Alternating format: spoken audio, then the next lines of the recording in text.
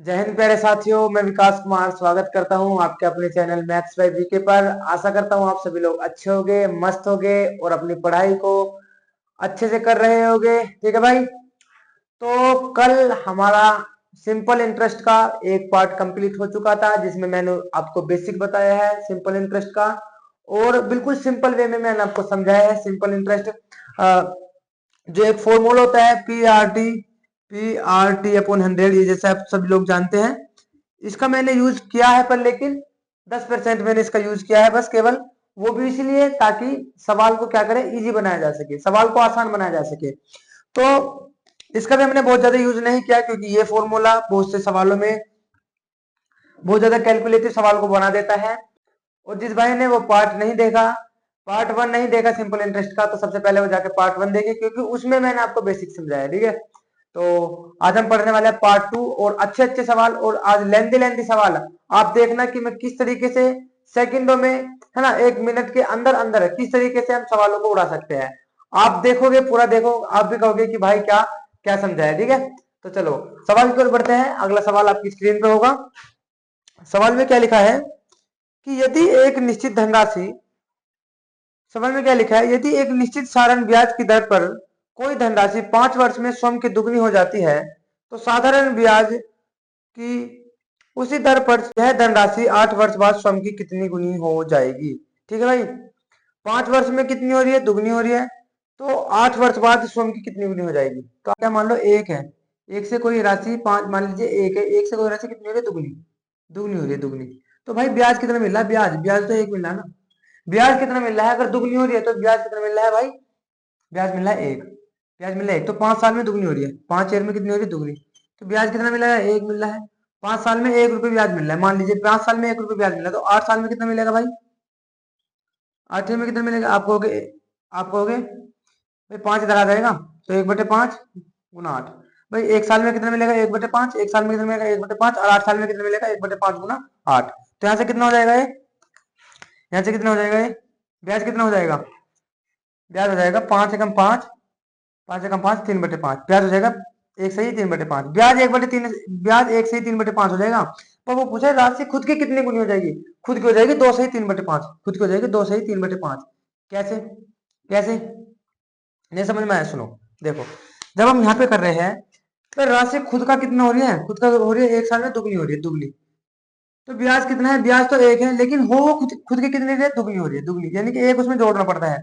तो इसी तरीके से यहाँ देखो, ये ब्याज है, ब्याज, ब्याज है 1 सही 3/5, लेकिन खुद का तो कितना हो जाएगी, वो खुद का कितना हो जाएगा, ये तो ब्याज हो गया भाई, ये तो ब्याज हो गया, प्लस एक, प्लस एक ये वाला भी तो है, प्लस एक ये हो, तो 2 सही 3/5 हो जाएगा।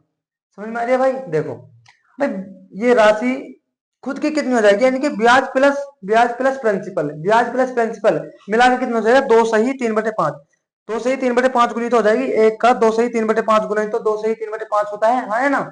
इसी तरीके से तो भाई ये हमारा बस केवल ब्याज है, उन्होंने पूछा है कि खुद की कितनी गुनी हो जाएगी, ब्याज ये रहा, ब्याज ये रहा, और ये राशि रही, प्रिंसिपल प्लस ब्याज कितना हो जाएगा, 2 सही 3/5। तो खुद की कितनी हो जाएगी, 2 सही 3/5 गुनी हो जाएगी। ठीक है। चलो, आई होप आपको समझ में आया होगा। अगले सवाल की ओर बढ़ते हैं। अगला सवाल क्या है, अक्षय 2 वर्षों के लिए 6% साधारण वार्षिक दर पर वार्षिक ब्याज की दर पर 3,000 उधार देता है, और समान राशि को 2 वर्ष के लिए 9% वार्षिक साधारण ब्याज पर अपने दोस्तों को उधार दे देता है। अक्षय को एक एक साल में कितना लाभ होगा। देखो भाई, अक्षय है एक तरीके से मान लो बहुत चालाक आदमी है। कैसे, वो क्या कर रहा है, 6% से 2 साल के लिए कुछ क्या कर रहा है, कुछ प्रिंसिपल ले रहा है किसी, है ना, कुछ क्या ले रहा है, कुछ राशि ले रहा है, धनराशि ले रहा है। फिर क्या कर रहा है, उस धनराशि को लेकर ली कितने की, ली कितने की दर से, 6% से दे रहा है, किसको, दूसरों को दे रहा है 9% की दर से, 2 साल के लिए ही, 2 साल के लिए ही।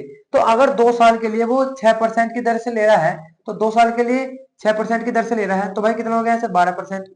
यानी कि 12% की दर से ले रहा है वो, 12% की दर से ले रहा है। और भाई क्या कर रहा है वो, 9% की दर से किसी और को दे रहा है 2 साल के लिए, 9% की दर से 2 साल के लिए किसी और को दे रहा है, तो यहाँ से कितना हो जाएगा, 18%। यानी कि 12% की दर से मान लीजिए वो ले रहा है, 12% की दर से वो ले रहा है पैसे, और 18% की दर से वो किसी और को दे रहा है। तो भाई कितना का प्रॉफिट हो रहा है आप मुझे बताओ। आप हो रहा है 6% का प्रॉफिट हो रहा है, 6% का प्रॉफिट हो रहा है, 6% का। किस में 6% का प्रॉफिट हो रहा है भाई? उस राशि में जितनी उससे उसने ली है। कितनी ली है भाई? 3,000। 3,000 रुपए राशि ली है ना उसने, 3,000। तो 3,000 का 6% कितना होता है भाई? 180। 3,000 का 6% कितना होता है? परसेंट से 2 जीरो कट जाएगी, 180। यानी कि ऑप्शन नंबर बी उसका राइट आंसर हो जाएगा। ये क्या है उसका? ऑप्शन नंबर बी हो जाएगा। यानी कि 180 उसका क्या है, जो उसने वो चालाकी दिखाई है, चालाकी दिखाई। 6% की दर से तो राशि ले ली और 9% की दर से दूसरों को, दोस्तों को अपनी दे दी। तो भाई जो दोस्त से उसे प्रॉफिट होगा वो होगा 180 रुपए का। ठीक है, चलो अगले सवाल की ओर बढ़ते हैं। सवाल को आसानी से पढ़ना, सवाल को धीरे धीरे पढ़ना है। सवाल को आप धीरे धीरे पढ़ोगे तो आपको समझ में आएगा। ठीक है, चलो अगले सवाल की ओर बढ़ते हैं। देखो, कुमार ने आरिफ को 10% वार्षिक साधारण ब्याज की दर पर 3 वर्ष के लिए कुछ धनराशि उधार दी और आरिफ ने वही धनराशि 20% वार्षिक साधारण ब्याज की दर से 3 वर्ष के लिए नरेश को उधार दी। देखो भाई, एक तो कुमार है, एक आरिफ है, एक नरेश है। सुनना है ध्यान से, कुमार है, आरिफ है, नरेश है। कुमार ने दी कुमार ने दी आशीष को, आरिफ को, आरिफ ने दी किसको? नरेश को। ठीक है, अच्छा, नरेश को उधार दी। 3 वर्ष बाद आरिफ को प्राप्त ब्याज 1,560 था। तो कुमार ने आरिफ को कितनी धनराशि उधार दी? देखो भाई, कुमार ने आरिफ को 10% की दर से दी। इनने कितनी दी इसको? यानी कि इसने ली, इसने जो आरिफ ने ली ना कुणाल से, 10% की दर से ली 3 साल के लिए। 10% की दर से ली 3 साल के लिए, यानी कि 30% मान लीजिए। 30%, 30% की दर से ली। अच्छा, इसने नरेश को कितने की दर से दी? इसने नरेश को दी है भाई 20% की दर से, 20% की दर से 3 साल के लिए, 20% की दर से 3 साल के लिए। तो भाई कितने की दी उसने? 60% की दर से। भाई इसने 30% की दर से, 30% की दर से इससे ली है राशि 30% की दर से, और इसने 30% की दर से ली है और 60% की दर से नरेश को दे दी। देखो उसने कितना बढ़िया पागल बनाया इसका। भाई खुद ने तो ली इससे 30% की दर से। किससे? इससे, क्या नाम है इसका? कुमार से। कुमार से 30% की दर से ले ली राशि और भाई नरेश को दे दी, ले 60% की दर से तू राशि पकड़। तो भाई इसको कितना प्रॉफिट होगा? इसको प्रॉफिट होगा भाई 30% का प्रॉफिट। 30% का प्रॉफिट होगा, हाँ है ना भाई? 30% का प्रॉफिट होगा ना, होगा। पर लेकिन उसको, ये तो 30%, 30% है परसेंटेज में है, लेकिन पैसों में कितना हो रहा है? पैसों में हो रहा है 1,560 रुपए। 1,560 रुपए हो रहा है। तो भाई उसने कहा है कि कुमार ने आरिफ को कितनी राशि दी थी? भाई कुमार ने आरिफ को कितनी राशि दी थी शुरुआत में? कुमार ने आरिफ को कितनी राशि दी थी बताओ मुझे। भाई राशि तो हमेशा 100% होता है, 100%। यानी कि जो प्रिंसिपल होता है, प्रिंसिपल तो 100% होता है। 30% की वैल्यू अगर 1,560 है तो 100% की वैल्यू पूछिए, बस ये बताना है हमें। तो बताओ कितने गुना है भाई? परसेंट से कट जाएगा, एक जीरो से एक जीरो कट जाएगी, 3 पंजे 15, 3 दूनी 6, यानी कि 52 गुना। 52 गुना हो जाएगा, यानी कि 5200 रुपये राशि हो जाएगी। 5200 रुपये, 5200 रुपये राशि हो जाएगी वो जो है। ठीक है, समझ में आ गया बात? भाई कपिल, वो कुमार है और आरिफ है और नरेश है।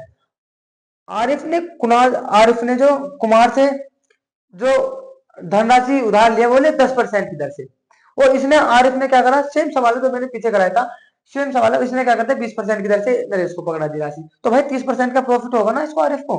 30% का ही प्रॉफिट है 1,560 के बराबर। तो 100% की वैल्यू कितनी हो जाएगी? 5200 रुपये हो जाएगी। ठीक है, चलो अगले सवाल की ओर बढ़ते हैं।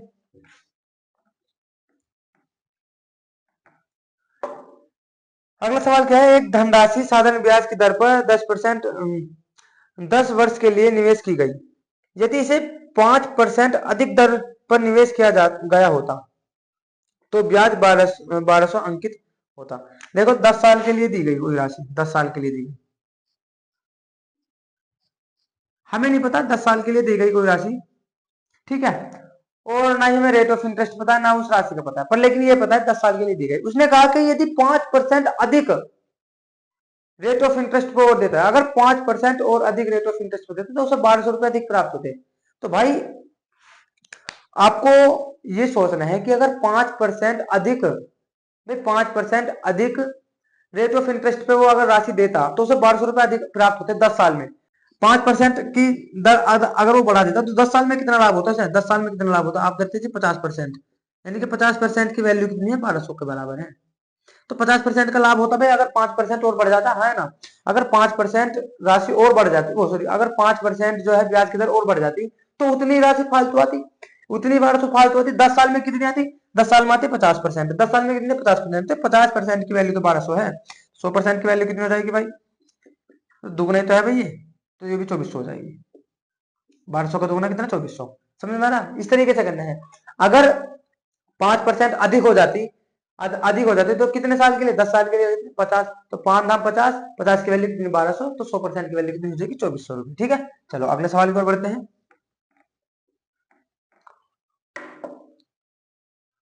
अगला सवाल क्या है कि भाई 900 की धनराशि एक निश्चित साधारण ब्याज की दर पर 4 वर्ष में बढ़कर 1134 हो जाती है। यदि ब्याज दर में 3% की वृद्धि की जाती तो 900 की धनराशि 4 वर्ष में कितनी हो जाएगी। देखो भाई, 900 रुपए की धनराशि है, 4 वर्ष का समय है। 900 रुपए की धनराशि 4 वर्ष का समय है। पहले हमें रेट ऑफ इंटरेस्ट नहीं दी है, पहले हमें रेट ऑफ इंटरेस्ट नहीं दिया है। अब कुछ जो भाई होंगे वो क्या करेंगे, सबसे पहले रेट ऑफ इंटरेस्ट निकालेंगे, फिर रेट ऑफ इंटरेस्ट निकाल के 4% उसमें फिर बढ़ाएंगे 4%। 4% बढ़ाने के बाद फिर से आप उसका क्या निकालोगे, ब्याज निकालोगे। इस तरीके से हमें नहीं करना, इस तरीके से नहीं करना। हमें देखना है कि भाई देखो 900 रुपए की तो राशि है, 900 रुपए की प्रिंसिपल जो है कितना, 900 रुपए है। हाँ है ना, प्रिंसिपल 900 रुपए है। कितने साल के लिए, 4 साल के लिए। 4 साल के लिए है, 4 साल में बढ़कर कितनी हो रही है वो, 4 साल में बढ़कर कितनी हो रही है, 1134। 4 साल में बढ़कर 1134 होती है। कब, जब वो 4% अभी हमने बढ़ाया नहीं है, 4% राशि हमने बढ़ाई नहीं। अब ये पहले पहले की कंडीशन दी है, पहले की। अगर 4% बढ़ाने से पहले 4 साल में कितना रुपए बढ़ रहा है, इतना है, इतना बढ़ रहा है। तो मुझे ये बताइए कि अगर, सॉरी 3% की वृद्धि है ना, हाँ 3% की, कि अगर 3% की वृद्धि और कर दी जाए, अगर रेट ऑफ इंटरेस्ट में 3% की वृद्धि और कर दी जाए, तो आप मुझे बताइए अगर एक साल में 3% की वृद्धि और कर दी तो 100 रुपए एक साल में कितने रुपए एक्स्ट्रा आएगा। आप कहोगे 100 रुपए में एक साल में 3 रुपए एक्स्ट्रा आएगा। और 4 साल में 100 रुपए पे कितने रुपए एक्स्ट्रा आएगा। आप कहोगे 4 के गुना कर दो, 4 क्या 12, यानी कि 12%, 12% हो जाएगी फ्रैक्शन, 12% और एक्स्ट्रा पैसा आएगा। 100 रुपए में एक साल में 12 रुपए और अधिक आएंगे। तो आप मुझे बताइए 1100 रुपए तो पहले ऑलरेडी, 1134 रुपए तो ऑलरेडी पहले आ रहे थे। 1134 तो ऑलरेडी पहले से आ रहे थे, जब 3% हमने रेट ऑफ इंटरेस्ट बढ़ाई भी नहीं, पहले 1134 आ रहे थे। अच्छा ऑप्शन देख लीजिए क्या क्या है। ऑप्शन है 1248, 1250 है लगभग, छोड़ो ऑप्शन छोड़ो, 1250 के नजदीक है। तो 1134 है, 1134 आ रही है बढ़ाने से पहले। तो अगर मैं 3% और बढ़ा दूं तो 4 साल में 3% और बढ़ा दिया तो भाई कितना हो जाएगा, 12%। तो यानी कि 900 का 12%, 900 का 12% अधिक पैसे प्राप्त हो गया अगर 3% की हमने रेट ऑफ इंटरेस्ट और बढ़ा दी। तो भाई चार चार साल में ना, 4 साल में 3% की दर से 12%, यानी कि 900 का 12% अधिक अधिक हो गया। तो 900 का 12% कितना होता है भाई, 900 का 12%, 900 का 12% होता है 12 में 108, 108, यानी कि 3%, 3% की जो रेट ऑफ इंटरेस्ट है इसके बढ़ जाने से ना, 3% की रेट ऑफ इंटरेस्ट बढ़ जाने से तो 108 रुपए अधिक आएंगे। इतने तो आएंगे ही आएंगे, 108 रुपए और अधिक आएंगे। तो 108 इसमें और जोड़ देंगे कितना आ जाएगा, 2 4 2 कितने आएंगे, 1242, यानी कि 1242 रुपए अधिक आएंगे, 1242, यानी कि ऑप्शन नंबर बी 1242 रुपए आएंगे। क्यों, क्योंकि भाई हमने तीन, पहले तो देखो इतने आए थे, 1134 आते, 3% हमने क्या कर दिया, रेट ऑफ इंटरेस्ट बढ़ा दी। जब 3% रेट ऑफ इंटरेस्ट बढ़ा दी तो 4 साल में कितनी बढ़ जाएगी, 12%। तो 900 का 12% और अधिक मिलेगी 3% रेट ऑफ इंटरेस्ट बढ़ जाने के कारण।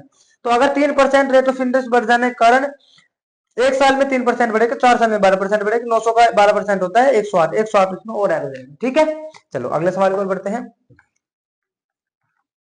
आई होप आपको समझ आ रहा होगा। देखो हम किसी फॉर्मूले का यूज नहीं कर रहे, केवल हम अपने, केवल क्या कर रहे हैं, थोड़ा सा हमें दिमाग लगाना है बस, केवल अधिक अधिक सोचना है। हमें लिखने की जरूरत नहीं है, ज्यादा हमें लिखने की जरूरत नहीं है कि हम हर चीज को, हर स्टेप को लिख रहे हैं। हमें दिमाग में हमें क्या करना है, स्टेप को करना है। जितना आप स्टेप को अपने दिमाग में करोगे उतना ही अच्छा रहेगा। क्योंकि एग्जाम में जब हम बैठते हैं, अगर हम एग्जाम में बैठते हैं, हम एग्जाम कर रहे हैं, तो हमें जो कई कई लाइन जो होती है ना सवालों की, हमें अपने माइंड में करनी होती है। ठीक है, अपने माइंड में करोगे, हर एक स्टेप को हमें लिखने की जरूरत नहीं है, कुछ स्टेप को हमें अपने माइंड में करना होता है। और जो ये सारे काम करेगा उसकी कैलकुलेशन क्या होगी, कैलकुलेशन स्पीड बढ़ेगी और वही एग्जाम में अच्छा परफॉर्म करेगा। ठीक है, चलो जिसके नहीं समझ में आ रहा हो भाई पेशेंस बनाए रखे, पेशेंस जितना आप बनाए रखोगे धीरे धीरे से आपको सब समझ में आने लगेगा। ठीक है, एक सवाल समझ में नहीं आ रहा, दो सवाल समझ में नहीं आया, पेशेंस बनाए रखे, अंत में तुम्हें 20% 30% समझ में आएगा। वीडियो को दोबारा देखेगा, आपको अच्छे से सारे सवाल एक एक जो कराए हैं समझ आने लग जाएगा। पर आपको करने ही उसी तरीके से जिस तरीके से मैं आपको करा रहा हूँ, तो ही आप बेस्ट कर पाओगे एग्जाम में, ठीक है। वैसे तो आप कर लोगे, पीआरटी अपन 100 से कर लोगे या कोई भी फॉर्मूला लगा कर कर लोगे, पर इससे क्या होगा, आप अधिक से अधिक टाइम वेस्ट होगा।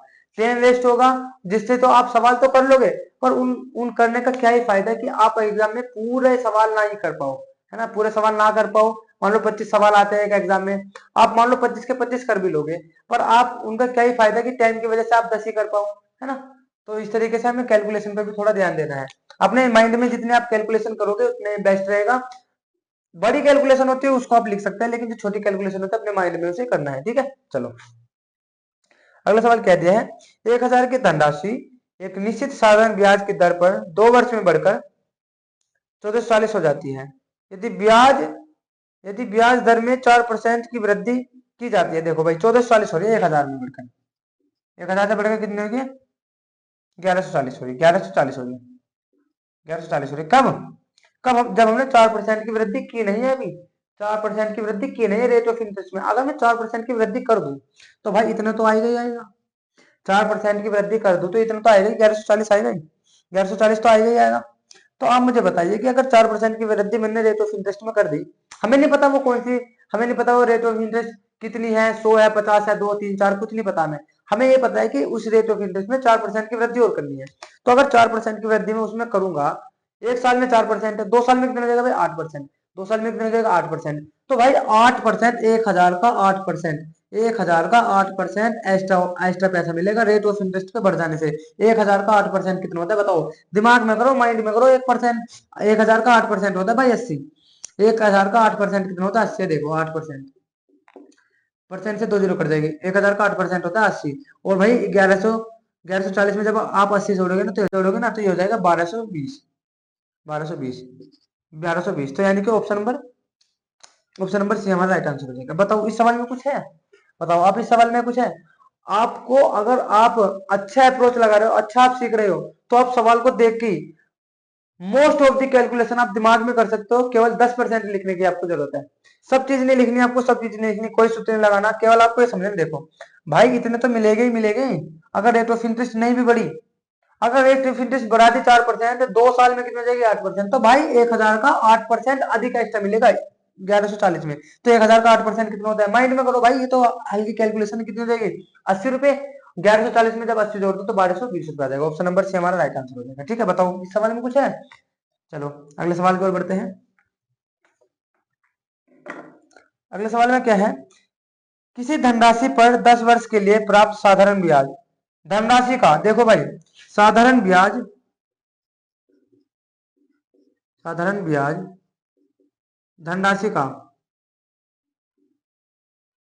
धनराशि का कितना है 2/5 है।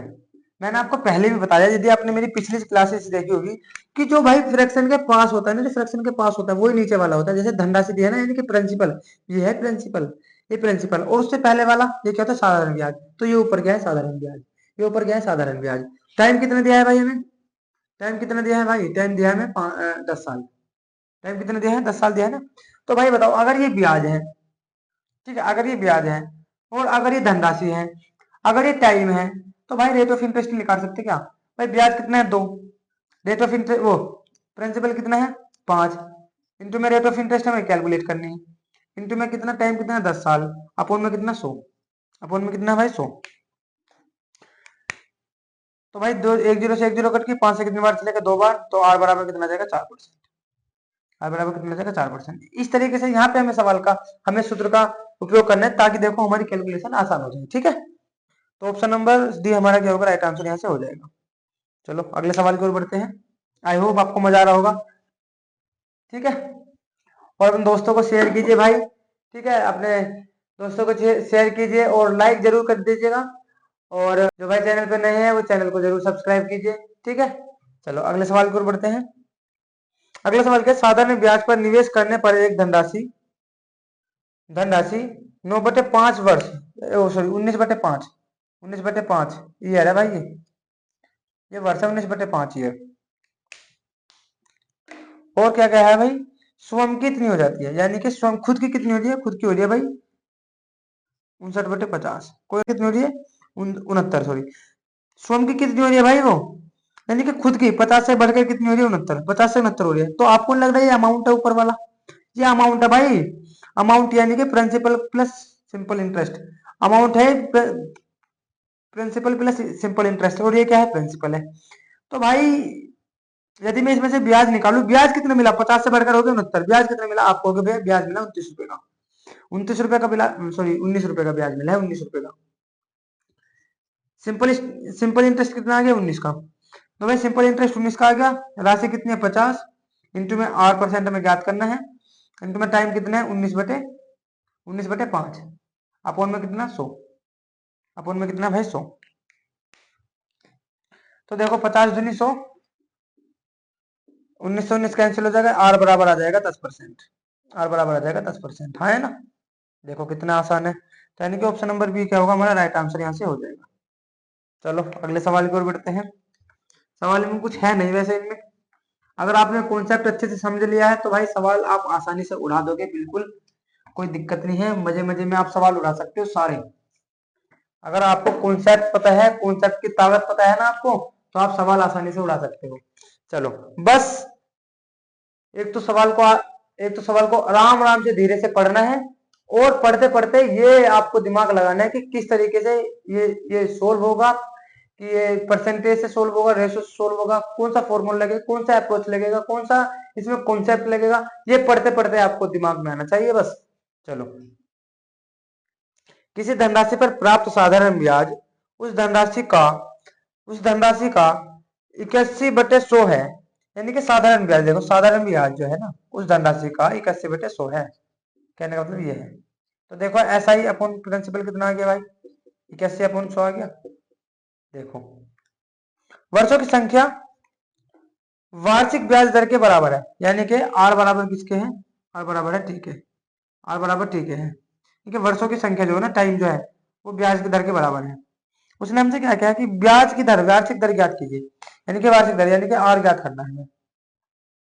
तो भाई बताओ 81 क्या है, ब्याज है, 81 बराबर 100 क्या है, 100 क्या प्रिंसिपल इंटू आर हमें ज्ञात करना है, टाइम क्या है, टाइम भी आर है, इंटू में 100, 100 से 100 कट जाएगा, आर कितना आ जाएगा भाई, आर आ जाएगा यहाँ से आर स्क्वायर 81, तो आर बराबर कितना आ जाएगा भाई 9, आर बराबर 9 आ जाएगा, आर बराबर 9%, ठीक है 9%। अगर टाइम पूछता तो 9 साल, अगर टाइम पूछता तो 9 साल, और अगर यहाँ पे रेट ऑफ इंटरेस्ट पूछे तो 9%, क्योंकि देखो यार परसेंट जो ना आर, यानी कि जो रेट ऑफ इंटरेस्ट है ना वो टाइम के बराबर है, रेट ऑफ इंटरेस्ट टाइम के बराबर है। तो अगर टाइम पूछे तो 9 साल, और अगर रेट ऑफ इंटरेस्ट पूछे तो 9%, ठीक है, इतना ध्यान रखना है बस। चलो अगले सवाल की ओर बढ़ते हैं।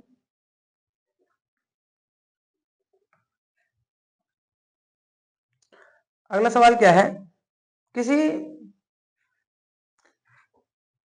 किसी राशि का साधारण ब्याज उसी राशि का 1/9 है, किसी राशि का साधारण ब्याज उसी राशि का 1/9 है, भाई ऐसा ही जो है ना, ऐसा ही उसी राशि का, यानी कि पी गुना 1/9, पी का 1/9 यानी कि ऐसा ही बराबर कितना हो जाएगा, ये मैं आपको लिख के दिखा रहा हूँ, पर आपको लिखना नहीं है, ये समझना है बस। यानी कि 9 क्या है प्रिंसिपल, और 1 क्या है उसका सिंपल इंटरेस्ट है, ठीक है।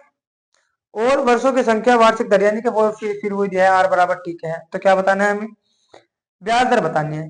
तो भाई 1/9 गुना आर स्क्वायर, डायरेक्ट कर रहा हूँ अपन में 100, तो 100/9 को क्या लिख सकता हूँ मैं, बराबर आर स्क्वायर। तो यहाँ से कितना आ जाएगा भाई, आर आर का मान हो जाएगा 10/3, 10/3 को 10/3 का मतलब क्या होता है भाई, 3 से 1/3%, 3 से 1/3%, ठीक है। यानी कि ऑप्शन नंबर सी क्या होगा हमारा राइट आंसर हो जाएगा, ठीक है। ये कुछ भी नहीं है, अगर आपको अच्छे से समझ में आ रहा हो तो ये कैलकुलेशन आपको दिमाग में करनी होती है सारी, मैं आपको लिख के बता रहा हूँ बस, ताकि आप समझ पाओ। चलो अगले सवाल की ओर बढ़ते हैं।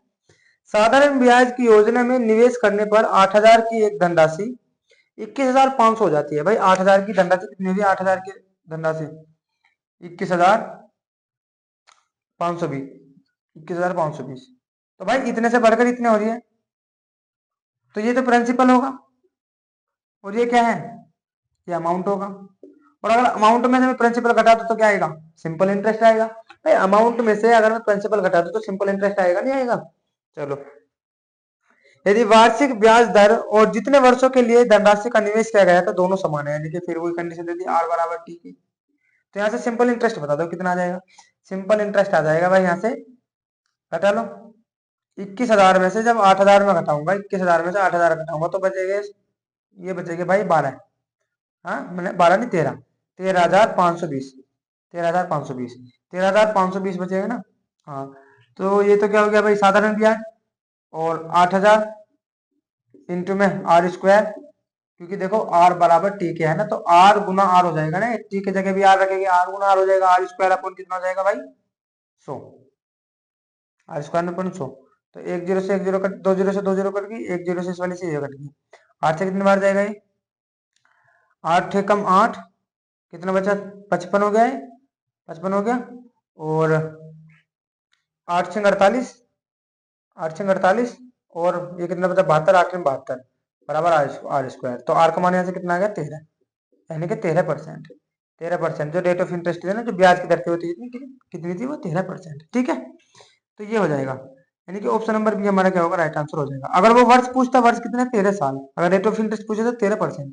ठीक है, तो भाई सवाल हो गए हमारे खत्म, और सिंपल इंटरेस्ट भी खत्म। सिंपल सा ये चैप्टर है, और सिंपल मैंने बना दिया इसको। ये क्या हो जाएगा, सिंपल इंटरेस्ट सिंपल वे। तो आई होप ये चैप्टर आपको अच्छी समझ में आया होगा। और मैंने कहा था आपको कि पी आर टी अपॉन 100 वाला जो फॉर्मूला है, इसका मैं बहुत 10% यूज करने वाला हूं, और आपने देखा भी कि मैंने बहुत कम सवालों में इसका यूज किया है। मैंने आपको कॉन्सेप्ट सिखाए हैं, कॉन्सेप्ट की ताकत जिसके समझ में आ गई वो सवाल अच्छे से कर सकता है, क्योंकि भाई हर जगह ट्रिक, हर जगह फॉर्मूले काम नहीं आते। लेकिन अगर कॉन्सेप्ट अच्छे से आपको पता है तो आप कॉन्सेप्ट की ताकत से हर सवालों को आसानी से कर सकते हैं। ठीक है, तो आई होप आपको क्लास अच्छी लगी होगी। अच्छी लगी है तो दोस्तों को शेयर कीजिए, और भाई अच्छे से रहिए, खुश रहिए, मस्त रहिए। ठीक है, मिलते हैं कल। जय हिंद।